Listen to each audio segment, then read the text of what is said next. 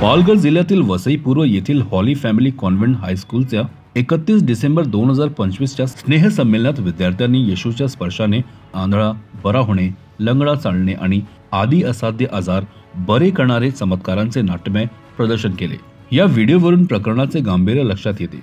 हिंदू जनजागृती समितीने यावर तात्काळ कारवाईसाठी वसई विरार पोलीस उपायुक्त मणिकपूर पीआय व परिमंडळ 2 उपायुक्त यांना प्रत्यक्ष निवेदन दिले आहे। या तक्रारीत म्हटले आहे की अवैज्ञानिक प्रदर्शन महाराष्ट्र जादूटोणा प्रतिबंधक कायदा 2013चा कलम 3 अंतर्गत दंडनीय आहे, ज्यात तथाकथित चमत्कारांचा प्रचार समाविष्ट आहे।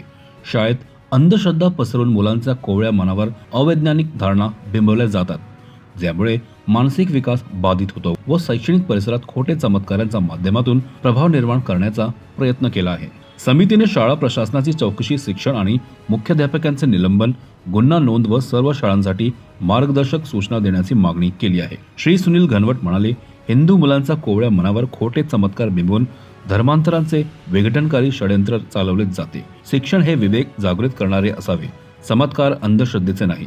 प्रशासनाने तातडीने कारवाई करावी। नमस्कार, मैं सुनील घनवट, हिंदू जनजागृति समिति महाराष्ट्र एवं छत्तीसगढ़ संगठक। 31 दिसंबर के महोत्सव में पालघर जनपद जिले में वसई के यहाँ पे एक स्कूल है जिसका नाम है होली फैमिली कॉन्वेंट स्कूल। इस स्कूल में अंधश्रद्धा का प्रचार प्रसार चल रहा है। वहां पे 31 दिसंबर के कार्यक्रम में यीशु को किसी अंधे को दिखने लग रहा है, कोई चलने लगा है, इस प्रकार के चमत्कार वहां पे दिखाए गए। वास्तविक रूप में अंधश्रद्धा कानून जो महाराष्ट्र में शुरू है, लागू हुआ है, उसके तहत इनके ऊपर शिकायत दर्ज होना आवश्यक है, एफआईआर दर्ज होना आवश्यक है। इसके साथ साथ जो अवैज्ञानिक बातें हैं, इसके तहत भी ड्रग्स एंड रेमेडीज एक्ट के अनुसार भी इनके ऊपर एफआईआर दर्ज होना आवश्यक है। इस स्कूल के जो वहां के टीचर्स है, कर्मचारी है, प्राचार्य, मुख्याध्यापक, प्रिंसिपल है, इन सभी पे कार्रवाई होना आवश्यक है, क्योंकि वहां आने वाले बच्चे जो है उनके मन में इस प्रकार के अंधश्रद्धा फैलाने का शिकायत और गुनाह दर्ज होना आवश्यक है। ये मांग हिंदू जनजागृति समिति ने की है। इसके साथ साथ वहां के जो पुलिस उपायुक्त है उनको भी शिकायत दर्ज की है। जल्द से जल्द इनके ऊपर कार्रवाई होना आवश्यक है और इस प्रकार से अन्य भी किसी पाठशालाओं में ऐसे अगर हो रहा हो तो वहां भी सूचना जाना आवश्यक है, वहां भी प्रतिबंध आना आवश्यक है। किसी भी पाठशालाओं में इस प्रकार के अंधश्रद्धाओं का प्रचार प्रसार नहीं होना चाहिए। और जो लोग यहाँ पे ईसाई धर्म का प्रचार प्रसार कर रहे हैं, एक प्रकार से धर्मांतरण के लिए ही, धर्मांतरण की दृष्टि से ही वहां पे कुछ प्रलोभन दिखा रहे हैं, इस प्रकार से धर्मांतरण हो, इस प्रकार से बाध्य कर रहे हैं, इस सभी के ऊपर कार्यवाही होना आवश्यक है। नमस्कार। वसईच्या शाळेमध्ये लहान मुलांच्या समोर एक प्रकारे येशूच्या चमत्कारांचं उदात्तीकरण करून धर्मांतर करण्याचा घाट घातला जातोय का, असा संशय निर्माण होतो आहे।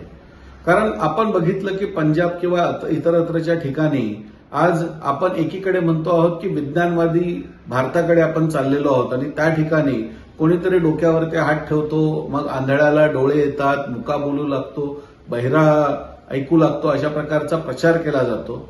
हा प्रचार पूर्णपणे अवैज्ञानिक आहे। कारण यात जर सत्यता असेल तर मग आपल्या देशातली सर्व रुग्णालय बंद केली पाहिजेत आणि काँग्रेसच्या सगळ्या नेते मंडळींना अशा प्रकारच्या प्रेयर मीटिंगला पाठवलं पाहिजे।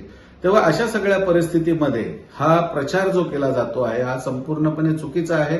लहान मुलांच्या मनावरती एका प्रकारचा धर्माचा पगडा, ख्रिस्तीपणाचा पगडा निर्माण करण्याचा हा प्रयत्न आहे। हिंदू जनजागृती समिती याचा निषेध करते आणि लवकरच या संदर्भामध्ये आम्ही शासनाकडे गुन्हा दाखल नोंद करण्याचा प्रयत्न करू। याचं कारण महाराष्ट्रामध्ये अंधश्रद्धा निर्मूलन कायदा असताना, एकीकडे विज्ञानाचं राज्य असताना अशा प्रकारे आपण जर अंधश्रद्धेचा प्रचार करत असू आणि शाळांमधून तो होत असेल तर तो रोखण्याची जबाबदारी सगळ्यांची आहे आणि त्यामुळे असे प्रकार शाळांमधून होऊ नयेत या दृष्टीने शिक्षणाधिकाऱ्यांनी दखल घेतली पाहिजे।